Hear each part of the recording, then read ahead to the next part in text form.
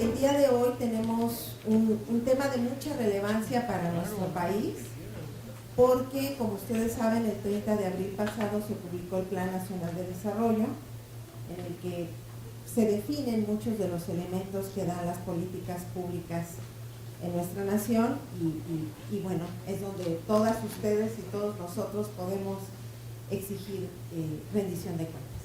Entonces les damos la más cordial bienvenida a las personas que integran nuestro panel: el doctor Rolando Cordera Campos,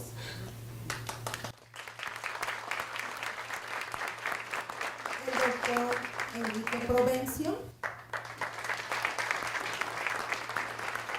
y el coordinador de nuestro Seminario Universitario de Gobernabilidad y Fiscalización, el doctor Alfredo Adam, a quien le cedo la palabra. Bueno, trataremos de ser breves. Esa es una amenaza, pero no siempre se cumple, pero bueno, vamos adelante.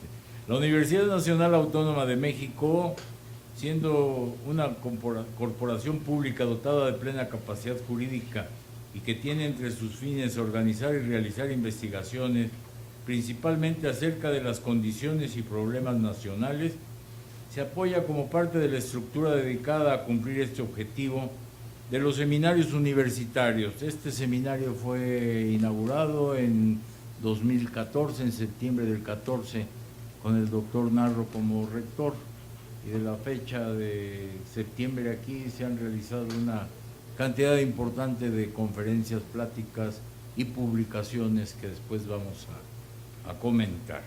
Como el Seminario Universitario de Estudios de Desarrollo también, y entre el Seminario Universitario de Gobernabilidad, en los que abordan diversas problemáticas de México, desde distintas áreas de conocimiento y cuyos trabajos han dado origen al desarrollo de investigaciones y propuestas de política pública orientada a mejorar las condiciones de vida de la población mexicana y la gestión pública. Entonces ahora es muy oportuno organizar este foro, ya que analizaremos y comentaremos las propuestas que hicieran destacados investigadores del Seminario Universitario de Estudios del Desarrollo, así como de distintas áreas de la Universidad Nacional Autónoma de México, para contribuir a la integración del Plan Nacional de Desarrollo 2019-2024, el cual recién vio la luz el 30 de abril pasado. Para no echar mucho rollo y dejar la oportunidad que nuestros comentaristas y nuestros invitados participen, pues no tiene uno que decir nada sobre la importancia que tiene la planeación nacional. Esto nos conduce a afirmar que el Plan Nacional de Desarrollo es la base que debe orientar el primer término, la transparencia entendida como la obligación del Estado para que toda información generada, obtenida, adquirida, transformada o en posesión de los sujetos obligados sea pública y accesible a cualquiera persona en los términos y condiciones que se establezcan en la ley. Entonces, la transparencia es colocar la información en la vitrina pública para que los interesados puedan revisarla, analizarla y en su caso usarla como mecanismos para sancionar en caso de que haya anomalías en su interior. Esto lo dice y nos lo dijo Jorge Barajas Palomo, recién fallecido hace unos meses y que fue coordinador también de este seminario. Para poder concluir en ese sentido la presentación, podemos presentar y percatarnos de la importancia y pertinencia y oportuna de escuchar a los expertos que hoy nos acompañan. Le pido a la maestra Aurea del Carmen Navarrete Arjona, secretaria técnica de este seminario de Gobernabilidad y Fiscalización, que nos presente a los distinguidos universitarios que compartirán con nosotros sus análisis, opiniones y experiencias. Muchas gracias por aceptar esta invitación y muchas gracias a todos ustedes por acompañarnos en este evento que es muy importante para la facultad y para la universidad. No se diga para México, pero gracias.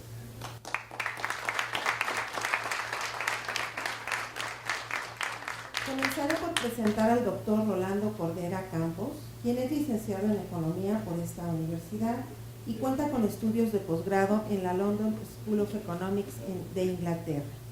Actualmente es coordinador del Programa Universitario de Estudios del Desarrollo y como académico en nuestra universidad se ha hecho acreedor a diversas distinciones, como la obtención del Premio de la Universidad Nacional en el área de Ciencias Económico-Administrativas, miembro del Sistema Nacional de Investigadores Nivel 3, profesor emérito de la Facultad de Economía de nuestra universidad, doctor honoris causa por la Universidad Autónoma Metropolitana y recibió la cátedra Raúl Prebisch de la CEPAL.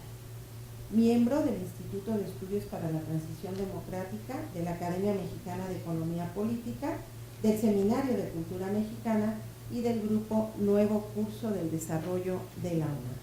Es colaborador semanal en los diarios de La Jornada y El Financiero, miembro del Consejo Editorial de la revista Economía UNAM y director de la revista Configuraciones. Cuenta con diversas publicaciones relacionadas con temas de desarrollo y democracia. Por su parte, el doctor Enrique Provencio colabora en el Programa Universitario de Estudios del Desarrollo de la UNAM, donde está a cargo del proyecto Informe del Desarrollo en México. Es profesor de asignatura en el Programa de Especializaciones del Posgrado de Economía de la UNAM, presidente del Centro Interdisciplinario de Biodiversidad y Ambiente AC y forma parte de la Junta de Gobierno del Instituto de Estudios para la Transición Democrática. Le cedemos las palabras. Buenas tardes a todos. Muchas gracias al Seminario de Fiscalización y Gobernabilidad de la UNAM por su invitación a estar con ustedes esta tarde. Muchas gracias en particular a Alfredo Adam, amigo, colega de diferentes aventuras, por ejemplo la Junta de Gobierno de la UNAM, por habernos abierto la posibilidad de conversar en un aula de esta enorme facultad y de su espléndido posgrado. Yo además muy en lo personal debo agradecer la invitación de Alfredo porque me ha permitido venir una vez más aquí, precisamente a este lugar donde yo he tenido la oportunidad de conversar, de hacer planteamientos con estudiantes, congresistas de reuniones internacionales, invitado por un muy querido profesor y amigo y por mi siempre muy recordado Fernando Paz Sánchez, quien aparte de amigo y colega pues fue mi profesor allá en lontananza, como se dice. Nuestro propósito puede ser muy abigarrado, muy complejo o muy sencillo. Yo empezaría y creo que terminaría por lo sencillo. Como bien dijo Alfredo, de acuerdo con la Constitución y la ley, los gobiernos de esta república tienen la obligación de elaborar un plan nacional de desarrollo que debe orientar, inspirar, articular el resto de las decisiones que los gobiernos toman frente a diversas circunstancias, diversas peculiaridades regionales, locales o sectoriales. Esto con el propósito de darle un cierto orden al acto mismo de gobierno y darle a los ciudadanos un mínimo de información sobre lo que estos gobiernos tienen que hacer. O más bien, para no ser tan optimistas, se comprometen a hacer. Siempre se ha dicho que nuestro país es un país de planes. el plan de Ayala, el plan de Agua Prieta, pero en realidad la historia más o menos contemporánea o moderna, si queremos ser pretenciosos, arranca con el plan sexenal que se elabora y que busca orientar la gestión gubernamental del presidente Lázaro Cárdenas en 1934. Pero pasaron los años y los gobiernos que siguieron hacían cosas diversas, intentaban meterse en los vericuetos de la elaboración de planes que implica, pues, proyectar la vida, ¿no? O sea, imaginar el futuro y proponer maneras de alcanzar este futuro deseable o soñable o soñado. Y sin embargo no fue sino hasta 1983 que en medio de una situación pues muy complicada para algunos observadores de la época y creo que todavía de hoy muy peligrosa, de crisis económica, de desacuerdos políticos fundamentales, el presidente apenas estrenado, el licenciado Miguel de la Madrid, decidió proponer una serie de cambios muy importantes a la Constitución en lo que se dio a llamar el capítulo económico de la Constitución, proponiéndole a la sociedad una nueva manera de entender las relaciones entre el sector público y el privado que se encontraban en graves problemas de credibilidad, de ataque por parte del sector privado, pero no solo del sector privado. Y con eso el presidente de la Madrid pues buscaba restablecer lo que había sido pues la varita de virtud del milagro mexicano, que era una relación de confianza y colaboración entre la empresa privada, capitalista, y el Estado mexicano, que al entender de muchos se había cuarteado o de plano roto en 1982 con la decisión del presidente López Portillo de nacionalizar la banca y establecer un control generalizado de cambio. Y dentro de este paquete económico el presidente de la Madrid propuso una obligación constitucional de que los gobiernos mexicanos hicieran planeación, elaboraran un plan de desarrollo llamado Plan Nacional de Desarrollo, a partir de lo que él imaginaba o pensaba que debería ser una consulta democrática. Nunca quedó claro qué quería decir él por consulta democrática y nadie se tomó la molestia de proponer una reglamentación específica pues, que le diera sentido e incluso legitimidad a esa pretensión. Pero de ahí en adelante comenzamos a hablar del Plan Nacional de Desarrollo y de la planeación democrática, sin que hubiera mayor conexión entre uno y la otra, y sin que los propósitos contenidos en los planes tuvieran una traducción y una transmisión entendible para todos a las políticas concretas, económicas, sociales, regionales, que los gobiernos de cualquier manera llevan a cabo o se sienten obligados a llevar a cabo.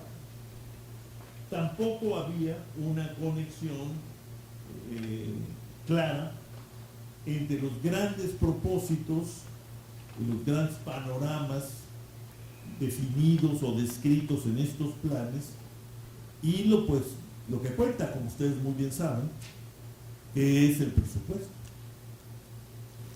Y pues como dicen los que saben, un plan sin presupuesto es como una amistad sin partida, ¿no? Había una desconexión y sin embargo dentro del Estado mexicano, la burocracia, pero también en el mundo de la empresa y en parte en el mundo de la academia, se seguía hablando del Plan Nacional de Desarrollo. ¿Por qué? Porque cada programa sectorial derivado del Plan Nacional de Desarrollo hablaba del Plan Nacional de Desarrollo. Se convirtió en parte de la retórica burocrática y política del Estado mexicano. Ha pasado mucho tiempo, pero en los últimos años hubo una más de las reformas políticas que han estado sobre todo centradas en el tema electoral y su administración, control y vigilancia, y en una de estas reformas políticas se decretó que este Plan Nacional de Desarrollo, manteniéndolo como una obligación del gobierno mexicano, tenía que ser presentada para su aprobación ante la Cámara de Diputados del Congreso de la Unión. Esta es la novedad. Que este plan, que ha sido ya puesto en circulación, que ha sido presentado por el gobierno de la República a la Cámara de Diputados, tiene que pasar por la revisión o discusión, no lo sé, pero al final de cuentas, aprobación, yo agrego un poco malévolamente, aprobación o no, del Plan Nacional de Desarrollo que el gobierno del presidente López Obrador ha presentado, por mandato de ley. Y un grupo de colegas dentro del Programa Universitario de Estudios del Desarrollo,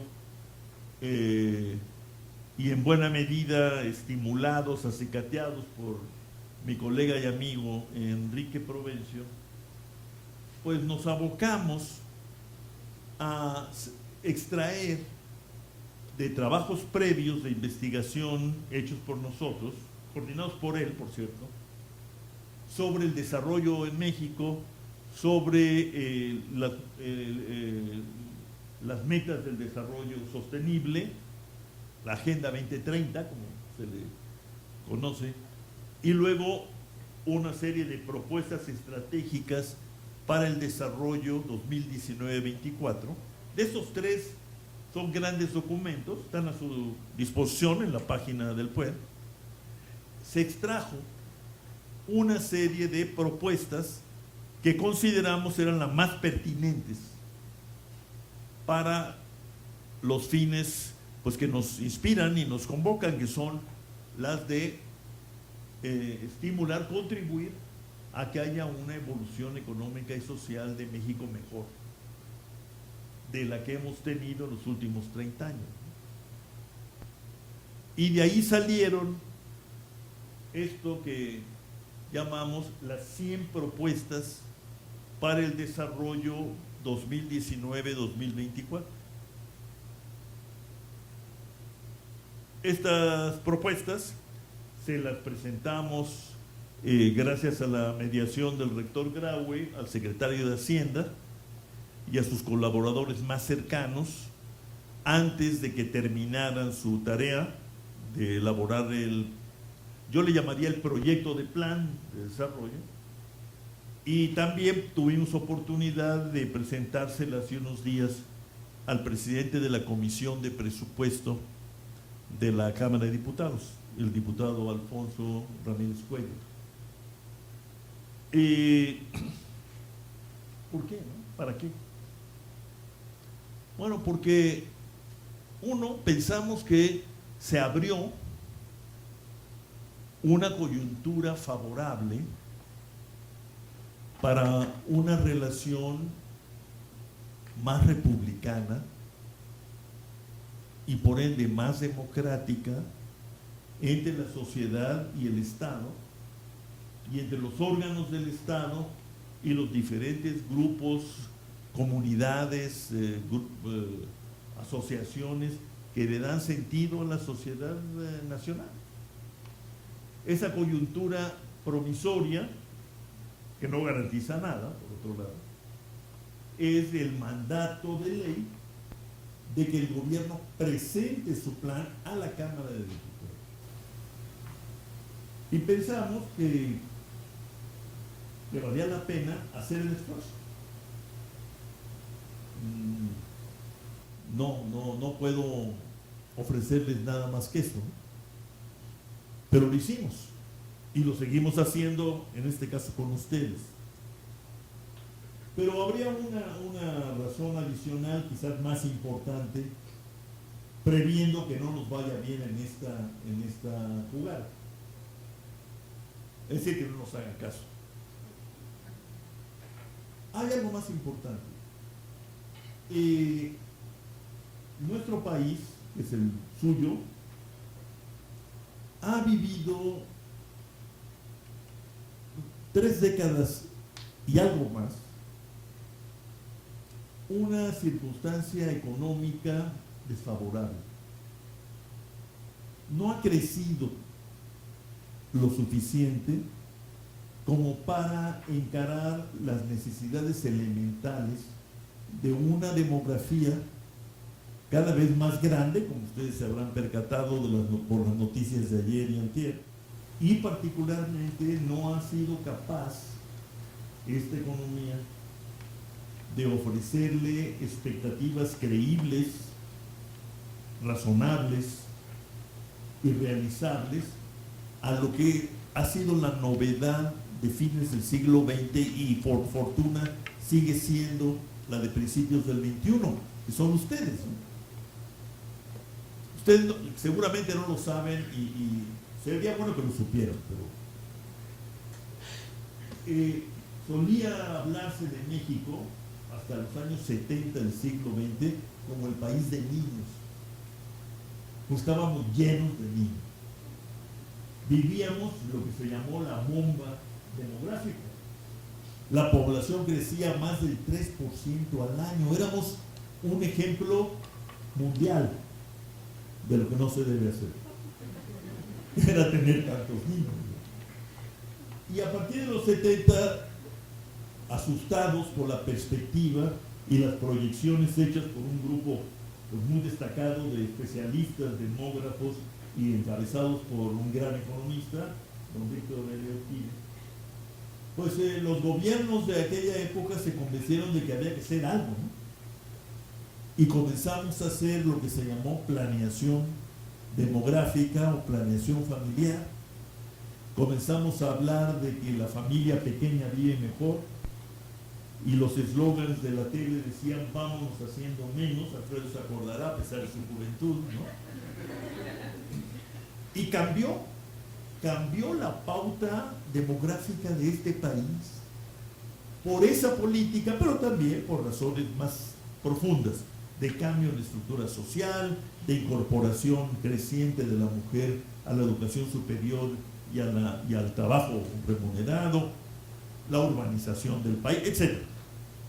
Y nos convertimos, a partir de los 80s, digamos, en un país de jóvenes más que en un país de niños, y cada vez más en un país de jóvenes y de adultos jóvenes, que son portadores pues de otra biología, ¿no? Como ustedes lo saben mejor que yo, porque a mí ya se me olvidó. Las demandas de atención sanitaria, epidemiológica, laboral y educativa son otras. No es la primaria, no son las salas de puericultura. Y cada vez más son más bien enfermedades crónico-degenerativas, para colmo diabetes, buena nutrición para ver si le salimos al paso a esta epidemia, aunque sea tarde, y educación superior a nivel más alto, posgrado, como ustedes lo experimentan y lo gozan. Es decir, cambió la estructura social, cambió el gusto, cambió el carácter. Y sin embargo, la economía, que había cambiado y estaba cambiando mucho, no estuvo a la altura de este cambio. Y entonces lo que tenemos hoy es un panorama de una sociedad con mucha desigualdad en diferentes planos de la misma, acceso a las oportunidades, niveles de ingreso, riqueza, etc. Y desafortunadamente mucha pobreza, que no tiene ninguna justificación económica.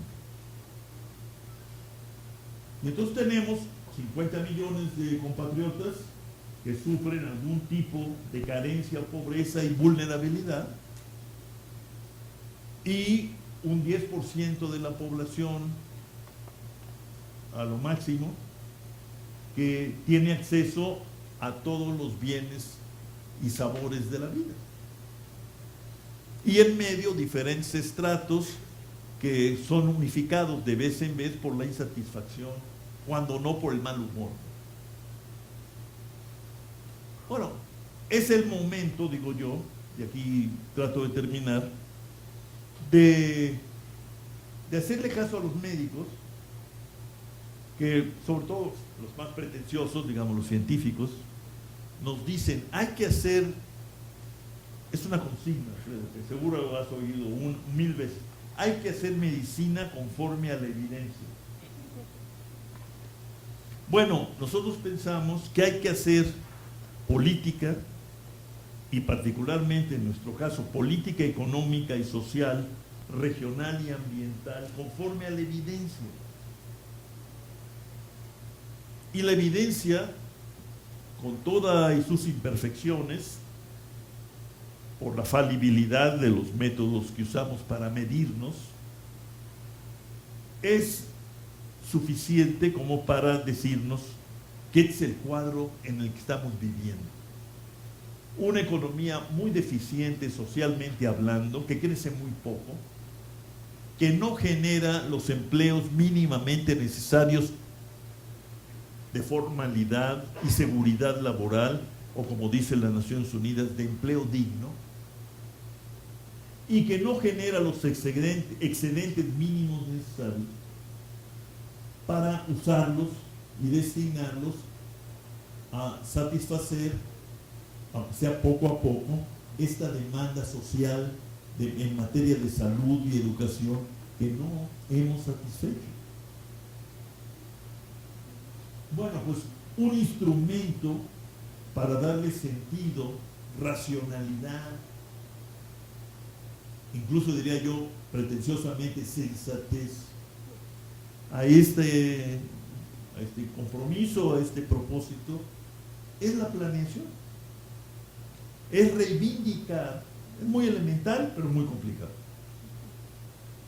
Reivindicar la capacidad que puede tener una colectividad,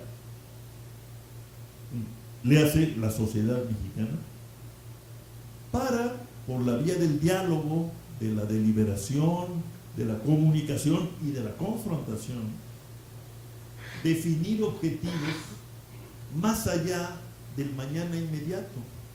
Es decir, apoderarse, aunque sea tentativamente, del futuro e incurrir en ese terreno tan peligroso que es imaginar un futuro. Pero para darle sentido político y de realidad a este esfuerzo, es necesario preguntarse por cómo le vamos a hacer, con los medios con que contamos o no, y por la manera como podemos conseguir los medios que nos faltan para conseguir realizar este futuro de entrada inventado. Pero poco a poco, gracias al ejercicio sistemático, a la deliberación, al examen de los que saben, poco a poco sometido a un rigor que le da sentido a esta primera manifestación que puede llamarse buen deseo. O, para decirlo rápido, nosotros estamos en desacuerdo con este dicho muy popular, pero según nosotros contraproducente, de que el plan de desarrollo es puro rollo. Nosotros pensamos que no. Es decir, que no puede ni debe ser. Que debe ser un ejercicio colectivo, lo más democrático y participativo que sea posible, de definición de propósitos, de traducción de estos propósitos en objetivos y en metas incluso cuantificables, y en identificación de medios, instrumentos y maneras de caminar en función de estos objetivos que hayamos convenido como colectividad. Esa es la planeación. Hay diferentes versiones, modalidades en las que no me voy a meter en este momento, pero esa es la planeación. Es un ejercicio de voluntad organizada, colectiva, de definición de propósitos a partir de la mejor información e ilustración con la que podamos contar para entender el presente en el que vivimos. Yo parto de decirles, sin demostrarlo en este momento, y cuando si me lo piden lo haré, o trataré de hacerlo, yo parto de que es un presente difícil, es un presente duro, insatisfactorio, que merece de todos nosotros un esfuerzo para ser mejorado y convertido en un futuro habitable.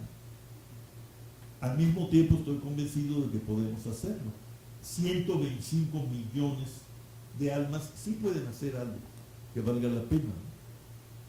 Y un territorio tan grande como el nuestro, con tantos recursos, sí puede ser puesto en la perspectiva de un mejoramiento colectivo y no solo de un mejoramiento individual, desigual e injusto, como nos ha ocurrido en estos años. Bueno, pues este es el proemio, digámoslo así, de nuestra presentación de hoy. Aquí hay ejemplares de lo que les hablé. Les traje unos antecedentes que le entrego al señor presidente del seminario. Y le doy la palabra a Enrique Provencio, que es nuestro arquitecto y coreback de este esfuerzo de incursión desde la academia en la política. Nomás que tratamos de hacer honor a la academia para intervenir en la política. Esa es la diferencia de otros esfuerzos. Pues muchas gracias por su atención. Buenas tardes. Muy buenas tardes y muchas gracias, doctor Adam, por la invitación a participar en esta sesión, y gracias por la convocatoria desde el seminario que usted coordina.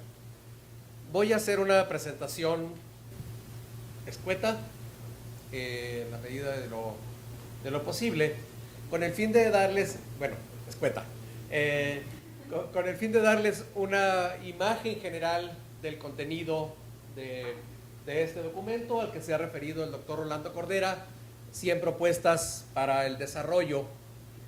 Y quiero empezar reiterando algo que él dijo.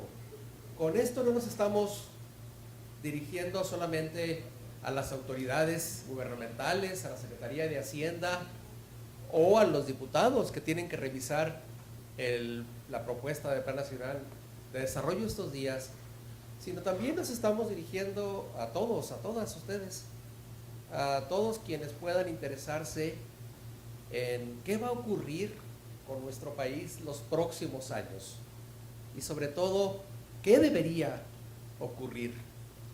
Y en la medida en que todos nos interesemos por este gran asunto de futuro, en esa medida creemos que estaremos contribuyendo a una de las tareas que tenemos como universitarios, que es compartir el conocimiento, no solamente con ustedes, que son universitarias en su mayoría, por cierto, de los 80 y tantos asistentes aquí, el 56% son mujeres. Así que voy a hablar en femenino, que no se me sientan los varones. Así que, como dijo Rolando, y empezamos, este es un esfuerzo que pretende vincular la investigación, convirtiendo los productos de investigación en propuestas pertinentes, en este caso, y es el tema del programa, para el desarrollo. El desarrollo es algo demasiado general, a veces demasiado esquivo. Así que en estas propuestas nos referimos específicamente al desarrollo económico y social, aunque como verán, sobre todo al final, también nos referimos a algunos aspectos institucionales. Trabajamos con un conocimiento orientado a la generación de propuestas y lo hacemos en un esquema muy colaborativo. El Programa Universitario de Estudios del Desarrollo surgió en 2011, pero con el antecedente de otro seminario de la UNAM, el Seminario Universitario de la Cuestión Social, que venía trabajando desde 10 años antes, fundado en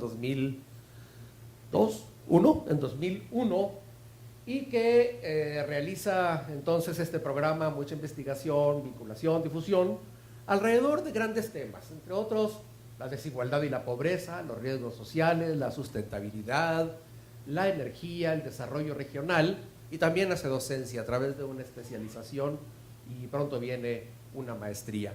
Y como resultado de estos esfuerzos en los últimos años, a partir de 2015, el programa ha formulado 4 informes en este proyecto que se llama Informes del Desarrollo, y la parte propositiva de todo esto es la que está contenida en estas 100 propuestas. 100, porque así fueron saliendo, y por redondear también, pero 100 pueden ser demasiadas propuestas. Lo importante para nosotros, puede haber menos, puede haber más, es que las articulamos alrededor de 4 ejes que más adelante voy a mencionar. Es un trabajo en el que colaboramos muchas personas, no solamente de la UNAM, no solamente de este programa, también de otras facultades, de otros institutos y también de otras universidades. Esta es la lista de quienes hemos colaborado en los últimos dos informes, y entre los que se encuentra el maestro Ramón Carlos Torres, que aquí está presente. Y a partir de este trabajo, entonces, hemos confluido con muchas otras iniciativas. No somos los únicos que estamos haciendo propuestas, por fortuna, porque en el transcurso de 2018, 2019, muchos grupos se dedicaron a esta tarea. El Grupo Nuevo Curso de Desarrollo, que también coordina el doctor Rolando Cordera, la Organización por México Hoy, las organizaciones empresariales como esta del Consejo Coordinador Empresarial, el Centro Víctor Urquidi, o llamado también Centro Tepoztlán, entre otros. No tenemos pretensiones de exclusividad, al contrario, entre más estemos en esta tarea, mejor. Y en esta confluencia hemos trabajado nosotros y hemos puesto énfasis en 4 grandes asuntos, 4 temas que se desglosan 4 ejes que se desglosan en más temas y propuestas. El primero de ellos es la desigualdad. La reducción de la pobreza y la reducción de la desigualdad deben constituir las tareas centrales en el horizonte del desarrollo en México. Y la reducción de la pobreza no va a ser factible solamente con programas y políticas sociales. Se requiere la prosperidad, se requiere que se incremente la riqueza, se incremente la generación de puestos de trabajo que permitan aumentar el ingreso. Cuando decimos hay que aumentar el crecimiento económico, nos referimos a todo eso, no a una meta per se. Y ese desarrollo con mayor crecimiento, menor desigualdad y menor pobreza, tiene que estar asociado a una mayor sustentabilidad ambiental, a una sustentabilidad y a un ordenamiento del territorio, a una sustentabilidad ambiental del desarrollo que debe ser consustancial a la forma en la que orientemos la prosperidad de México los próximos años. Y en cuarto lugar, Hay una serie de reformas a las instituciones, a la manera de trabajar, a la manera de organizarse, que requieren grandes cambios. Al final también me referiré a ellas. En el primer eje, la siguiente, por favor, la siguiente. En el primer eje, el abatimiento de la pobreza y la sociedad más igualitaria, tratamos de plantear de manera integrada la reducción de la pobreza por ingresos, la pobreza económica, con los otros elementos de la pobreza que son la alimentación, la salud, la seguridad social, es decir, con el cumplimiento de los derechos sociales. Y esta es una marca de este documento. Creemos que el cumplimiento de los derechos debe ser el centro de la planeación, no solamente una especie de lista de chequeo posterior, un checklist, no, debemos partir de los rezagos en los derechos.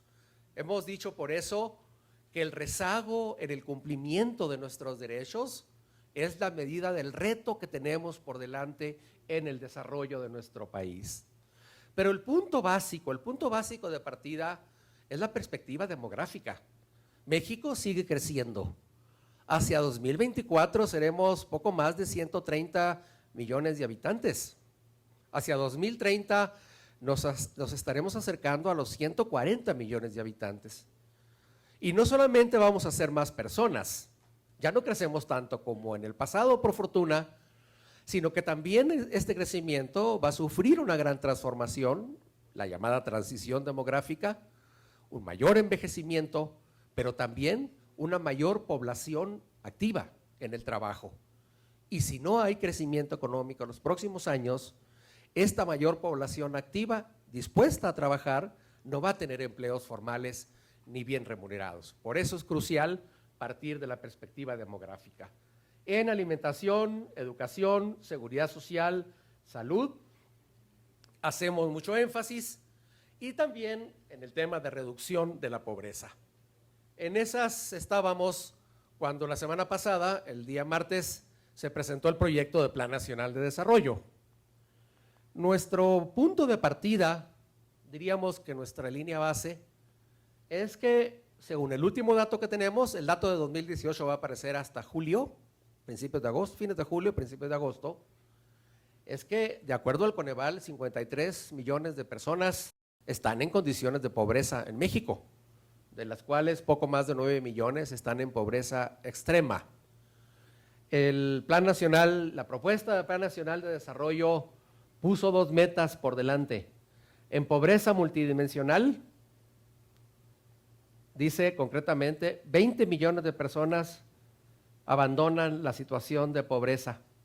La pobreza multidimensional, recuérdenlo, es la que está asociada al ingreso, pero también a esos derechos: educación, salud, alimentación, seguridad social, vivienda, servicios en la vivienda.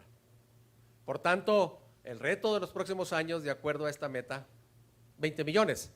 Sumado el crecimiento demográfico, querría decir que para 2024 estarían todavía en pobreza más de 35 millones de personas. Hay que discutir la meta, es cierto, y por cierto, hay que hacer análisis. Hay que hacer análisis en esta discusión que creemos que debe llegar en la Cámara de Diputados, ver si la meta es pertinente. Y la reducción de la pobreza extrema, es así, la población a la que no le alcanza ni para cubrir su alimentación, bajar de 9.4 a 5 millones de personas.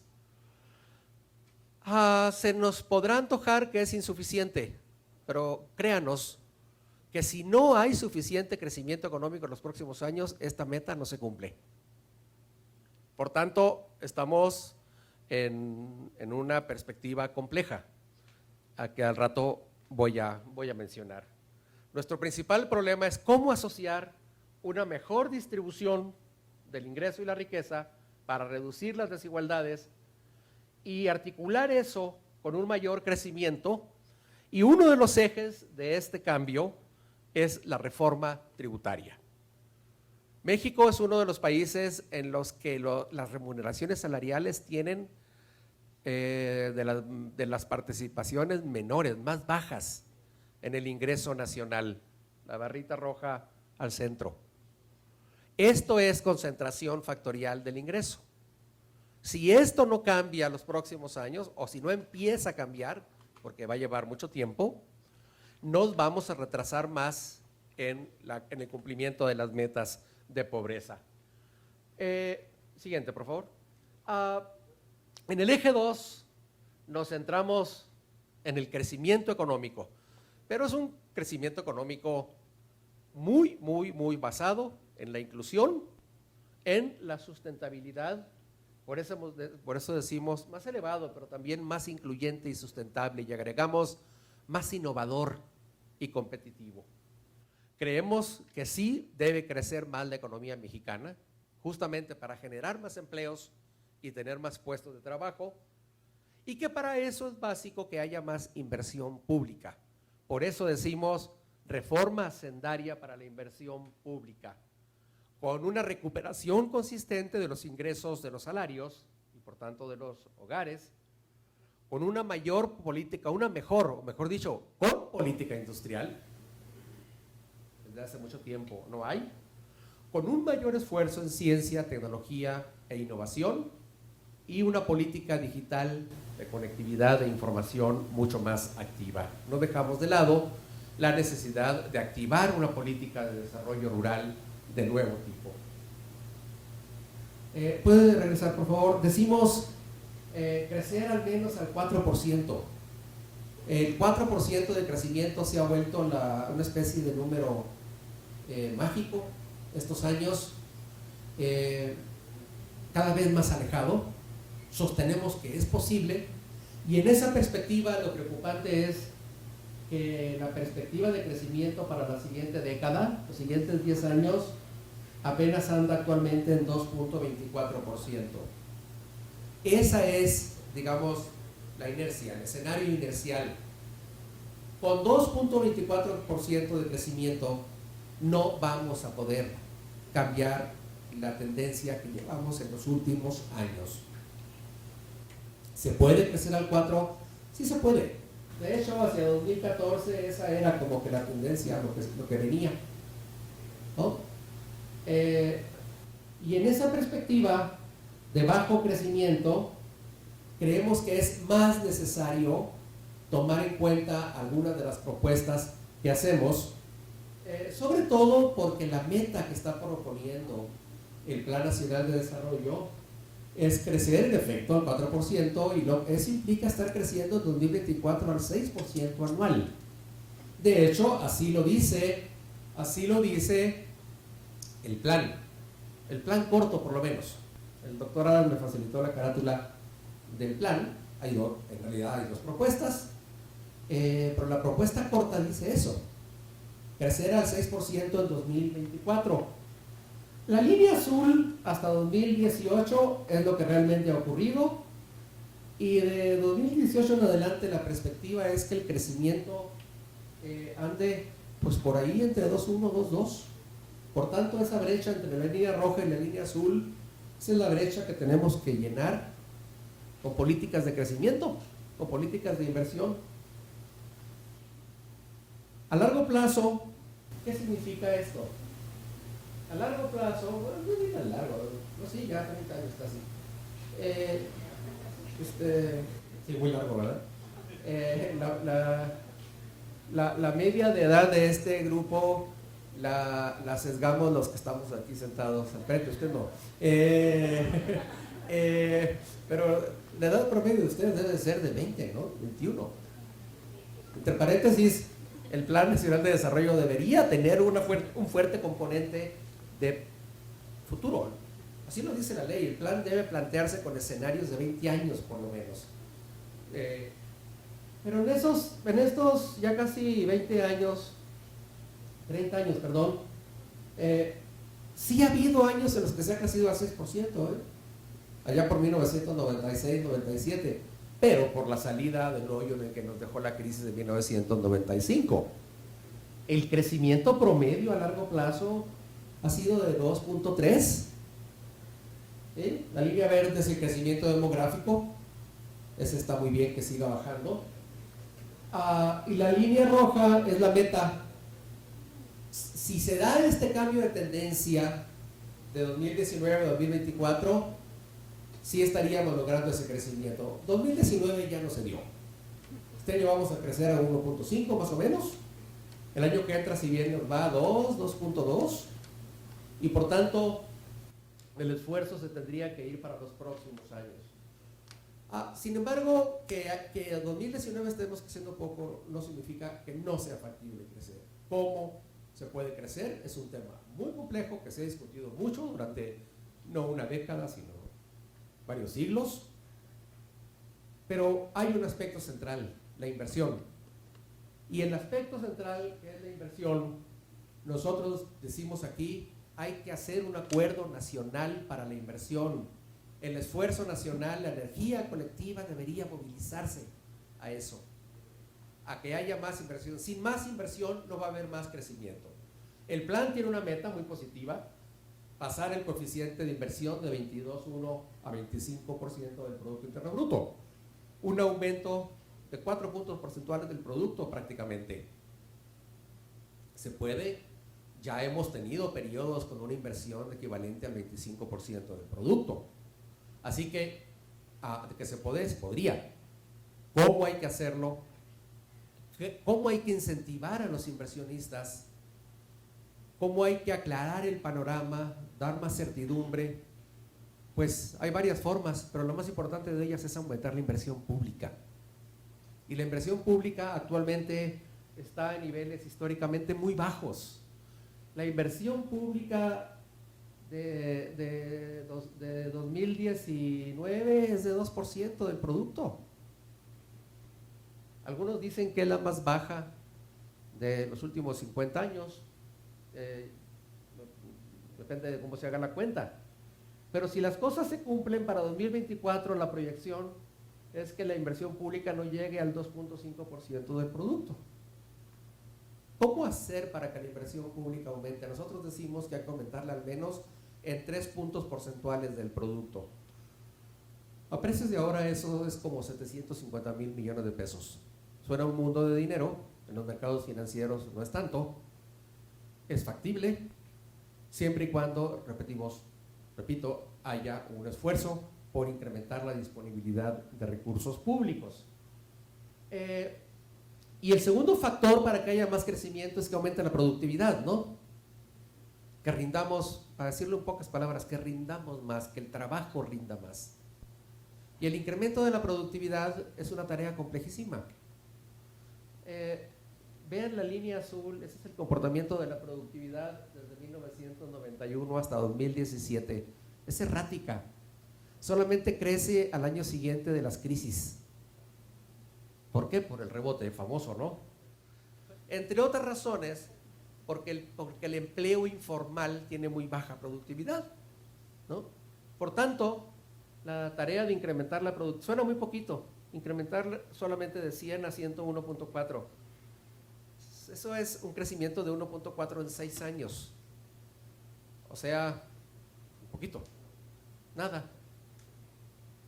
Es una meta muy modesta. Algunos dicen muy realista, porque si el promedio de un periodo tan largo es menos 0.33, cambiar la tendencia implicaría un esfuerzo, pero de todas maneras es una meta muy larga. Y en términos también de productividad, el principal factor de la productividad es la inversión. Hay que aumentar la inversión para que aumente la productividad, pero también las remuneraciones salariales.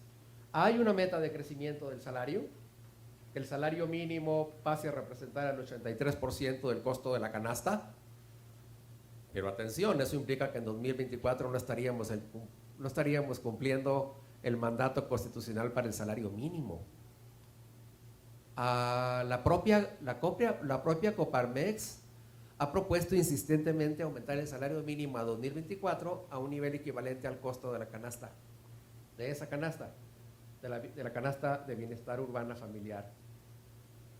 Y por otra parte, la reducción de la informalidad es una meta también, bajarla de 55 a perdón, de 56.6 a 54.6. La meta también es muy modesta. Si no hay más crecimiento económico, esto no va a ser posible. De hecho, la informalidad de 54.5 por ahí es la que teníamos hace más o menos 10 años. En pocas palabras, esta es una meta que también se podría estar quedando corta, aunque podría ser calificada de realista. En pocas palabras, elevar la capacidad productiva va a requerir más inversión pública, y esto es indispensable. Para esto es indispensable una reforma hacendaria con un mejor gasto y un aumento de los ingresos públicos.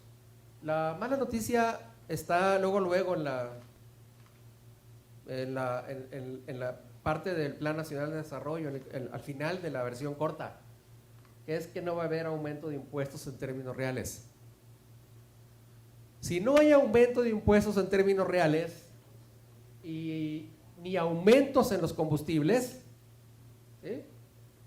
Además, probablemente después de 2021 los precios de los combustibles bajen, aunque hay que ver la letra chiquita cuando se complete la refinería de Dos Bocas, ¿no? Por lo que vimos hoy en la mañana, no se va a completar en 2021, pero y en 2024. Pero si no hay reforma fiscal, como lo dice con toda claridad la propuesta de plan, pues tampoco va a cumplirse lo que sí se nos había dicho en los criterios de política económica para 2019, que iba a haber una reforma fiscal para aumentar los ingresos públicos. La OCDE estima, ustedes dirán, ¿y por qué tiene que haber reforma fiscal? ¿Por qué tiene que haber aumento de impuestos? Sobre todo cuando hay un ambiente tan hostil. En el mes de marzo fuimos el doctor Cordera y yo a presentar este documento a la Unión Nacional de Trabajadores, y cuando llegamos a este aspecto nos interrumpen varias personas, ¿no? Y nos dicen, ¿y por qué debe haber aumento de impuestos? Eran dirigentes sindicales, ¿eh? Bueno, el debate se puso interesante, pero no deja de sorprender, sobre todo en el contexto mundial que hay actualmente. La rebelión de los chalecos amarillos en Francia tuvo como detonante central el aumento de los precios de los combustibles, ¿no?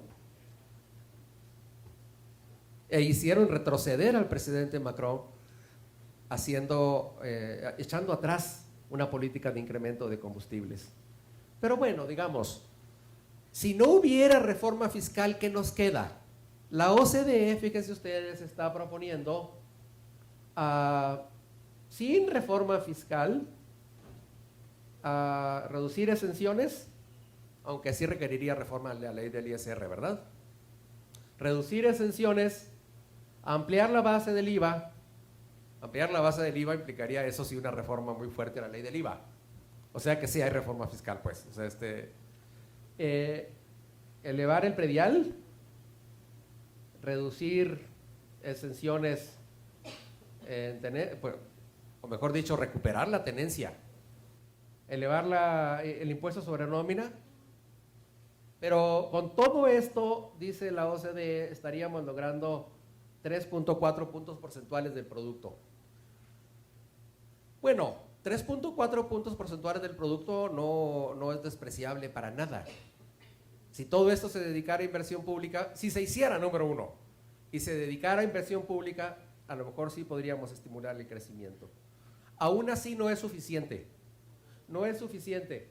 Si ustedes ven las estimaciones, ya no incluí esa gráfica, los ingresos públicos en 2024 van a ser menores que los de 2018. ¿Con qué se va a reforzar la educación pública? ¿Con qué se va a mejorar la salud pública? ¿Con qué vamos a mejorar la infraestructura? Bueno, si no hubiera reforma fiscal y hubiera mucho crecimiento económico, de ahí saldrían los recursos. Si hay bajo crecimiento, vamos a seguir reforzando el estancamiento. En el tercer eje estamos planteando sobre todo la dimensión de protección de los ecosistemas, de transición energética, de política de cambio climático, de estrategia de ordenamiento urbano y de política de desarrollo regional, centrándonos sobre todo en los temas de transición energética y en política de desarrollo regional, enfatizando mucho que hay un grupo de estados de la República que están creciendo muy por debajo del promedio nacional. De hecho, el año pasado, silenciosamente, hubo 9 estados de la República que decrecieron económicamente. Es decir, nos fijamos en el bulto del Producto Interno Bruto, pero 9 economías estatales crecieron menos el año pasado que en 2017. Y a largo plazo, ese grupo, a veces 8, a veces 10 estados, vienen creciendo significativamente menos que México en conjunto. Y eso está provocando más rezagos y está anclando a muchas entidades federativas en círculos de pobreza. Y por último, y ya con esto estoy terminando, hay una serie de propuestas relacionadas con cómo hacer funcionar ciertas instituciones. La primera que nos tomamos muy en serio es que la planeación funcione. La planeación como ejercicio colectivo, como escuchar opiniones, dialogar, debatir, para que tengamos una hoja de ruta en los próximos años en nuestro país, sepamos bien hacia dónde vamos, pero sobre todo hacia dónde queremos ir. Y que ese ejercicio de planeación se traduzca en una mejor gestión pública, muy centrada en el cumplimiento de los derechos, muy orientada a que los recursos públicos realmente se orienten por la bitácora de los derechos. Y por cierto, ahí incluimos una propuesta relativa al sistema de contabilidad gubernamental. ¿Para qué? Para que realmente haga clic el gasto y el ejercicio público con la agenda de los derechos en nuestro país. Pero sobre todo decimos, hay que estar revisando, dándole seguimiento al plan y luego a los programas que salen de él. Y sobre todo, cuidar que no pase esto. ¿Qué es eso? La evaluación que el Coneval hizo de los programas de desarrollo del sexenio anterior.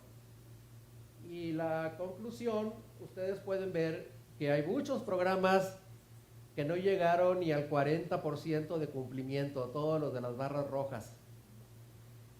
En promedio, el desempeño promedio de la política social, medido a través de sus indicadores, fue el 60.9. Y si la medición se ajusta por la pertinencia de los indicadores, se cumplió como el 40% de los programas. Bueno, esa es una de las razones por las cuales muchos piensan que los programas no sirven, ¿no? Pero eso es un problema de cumplimiento. Y es un problema de vigilancia también. Y claro, es un problema de que nos fue también mal económicamente. En pocas palabras, necesitamos un plan claro, un plan bien hecho, y ahí entra una gran preocupación. Para que este plan quede bien hecho, la Cámara de Diputados va a tener que hacer un trabajo de análisis muy estricto. El plan es insuficiente, el plan no estuvo bien planeado, al plan le faltan objetivos, hay estrategias que no son tales, los indicadores no son suficientes, y por tanto hay que revisar ese plan, y ojalá que la Cámara de Diputados lo pueda hacer. Y no está claro cuál va a ser el procedimiento, por cierto. El tema es que ojalá, y el ojalá no es dejarlo al azar, que hacia fines de junio México cuente con un Plan Nacional de Desarrollo a la altura de los retos que tenemos por delante. A eso quisimos contribuir con esta propuesta. Muchas gracias por escuchar las presentaciones, y en la página esa, arriba, pueden encontrar no solamente el documento, sino los informes en los que se basan. Están a sus órdenes, y ojalá les sean de utilidad. Muchas gracias.